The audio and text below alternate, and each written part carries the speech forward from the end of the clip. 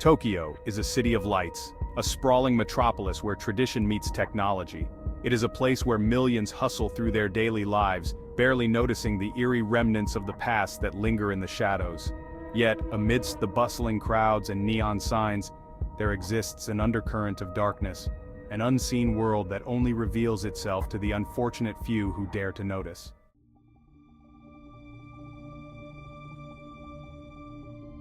Kaito Nakahara was a young salaryman, fresh out of university and eager to make his mark. His daily commute on the Yamanote Line was as routine as it was mundane.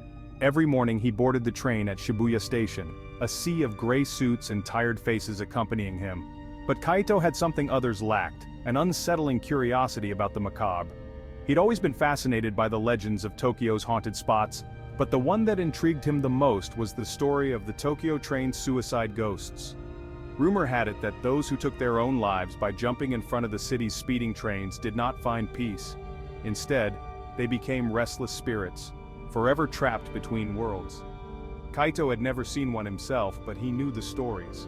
Ghostly apparitions appearing on train platforms, the sounds of invisible footsteps, and the whispers of despair echoing through the tunnels.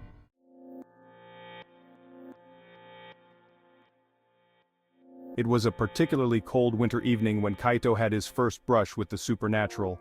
The train was unusually empty, and he found himself a seat near the door. As the train approached Shibuya Station, Kaito noticed a woman standing on the platform. She was dressed in an outdated kimono, her long black hair covering her face. Something about her seemed off, her skin was pale, almost translucent, and she stood unnaturally still. The train slowed, and as it came to a halt, Kaito's eyes met hers. He felt a chill run down his spine. Her eyes were hollow, black voids that seemed to suck the light out of the air. For a moment, time seemed to freeze. The doors opened, and the woman stepped into the train, walking past Kaito without a sound. The air around her grew cold, and a faint smell of burnt incense filled the carriage. Kaito glanced around, but no one else seemed to notice her. The doors closed, and the train continued on its way. The woman stood by the opposite door, her back to Kaito. He felt a morbid compulsion to approach her, to ask who she was, but fear kept him rooted in his seat.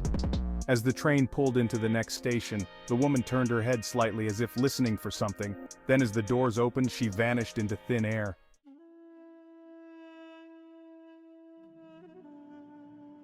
Kaito couldn't shake the image of the ghostly woman from his mind. He began researching stories of train suicides and ghost sightings, diving into forums and old news articles. He learned that many had reported seeing spirits at stations where tragic incidents had occurred.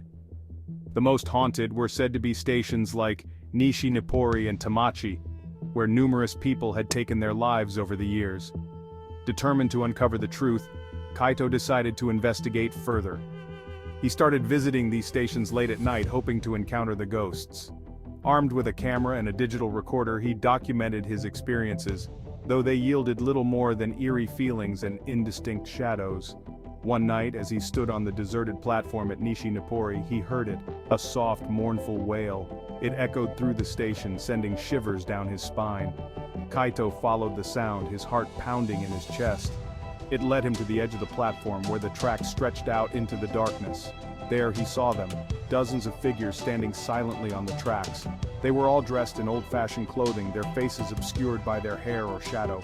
The figures swayed gently, as if caught in an invisible current. Kaito felt a crushing sadness emanating from them, a sorrow so deep it threatened to swallow him whole.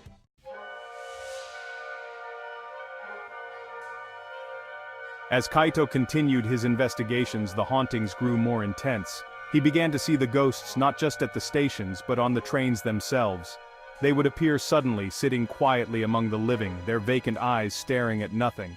Kaito noticed that no one else seemed to see them, or if they did, they pretended not to. The spirits were always silent, but their presence was palpable. The temperature would drop, and the air would grow heavy with the scent of old incense.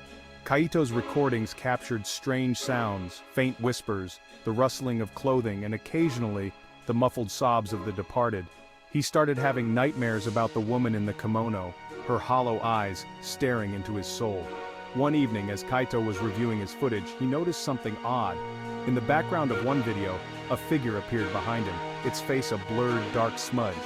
It was there for just a moment before disappearing, but it was enough to unsettle him.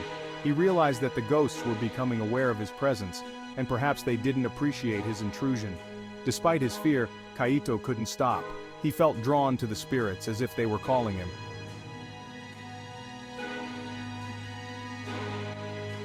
One night, he decided to take a late train from Tamachi Station, a hotspot for ghost sightings. The station was nearly empty, save for a few stragglers. As he waited on the platform, he felt the familiar chill in the air. The train arrived, and Kaito boarded, choosing a seat near the door. The carriage was almost empty, with only a few other passengers. As the train pulled away, Kaito saw her again, the woman in the kimono. She stood at the far end of the carriage, her face obscured by her hair. This time, she wasn't alone. Beside her stood a young man in a tattered school uniform, his eyes hollow and lifeless. Kaito felt a wave of nausea as the ghosts turned to face him. He wanted to look away, but he couldn't.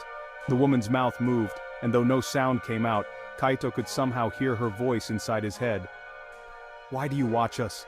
she asked, her voice a haunting whisper. "Why do you disturb our rest?" Kaito tried to speak, but no words came out. The other passengers seemed oblivious to the exchange, their faces blank and unaware.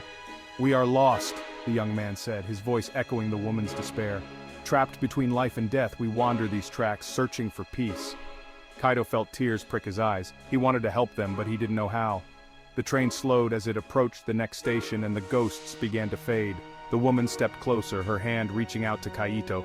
"Will you help us?" she whispered, her voice fading as the train came to a stop.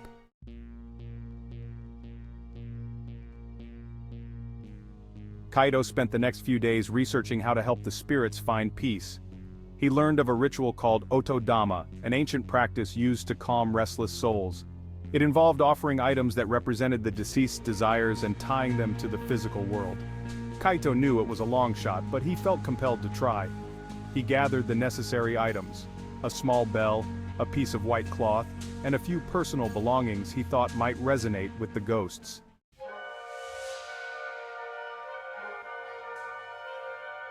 With a friend who practiced Shinto rituals, he set out for the station where he'd seen the ghosts most frequently, Tamachi. As they arrived, the air grew cold, and the familiar scent of incense filled the station. Kaito and his friend set up a small altar on the platform, placing the items on it. They began the ritual, ringing the bell and chanting prayers for the spirit's peace. At first, nothing happened. The station remained silent, the ghosts invisible. But then, as the final prayer was spoken, a soft glow began to emanate from the altar. The temperature dropped further, and Kaito felt a presence surrounding them. The ghosts appeared faint and flickering, as if caught between worlds. The woman in the kimono stood at the forefront, her eyes locked on Kaito. For the first time, he saw a glimmer of hope in her expression. "Thank you," she whispered, her voice barely audible over the sound of the bell. "We can finally rest." The spirits slowly faded, their forms dissolving into the night air. Kaito felt a sense of relief wash over him, the oppressive sadness lifting. He knew the ghosts were gone, freed from their torment.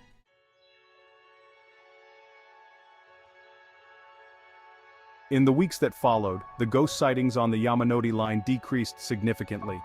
Kaito felt a mix of relief and melancholy, knowing he had helped the spirits find peace but also missing the strange connection he'd felt with them. He continued to ride the train, but the atmosphere was different now, lighter, less foreboding. The station staff, who had always been wary of discussing the hauntings, seemed more at ease. Kaito's own experiences faded into memory, a chilling reminder of the unseen world that coexists with the living.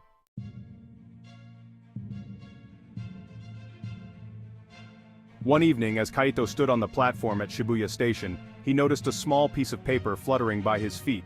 He picked it up, curious. It was a torn piece of a train ticket, old and faded. As he examined it, he felt a faint chill, and for a brief moment he thought he saw the ghostly woman smiling at him from the shadows. Kaito pocketed the ticket, a silent reminder of the Tokyo train suicide ghosts and the tragic stories they carried. He knew the city was full of such tales, each waiting to be uncovered. And though the ghosts had found peace, the echoes of their sorrow would linger, a haunting presence in the bustling metropolis of Tokyo.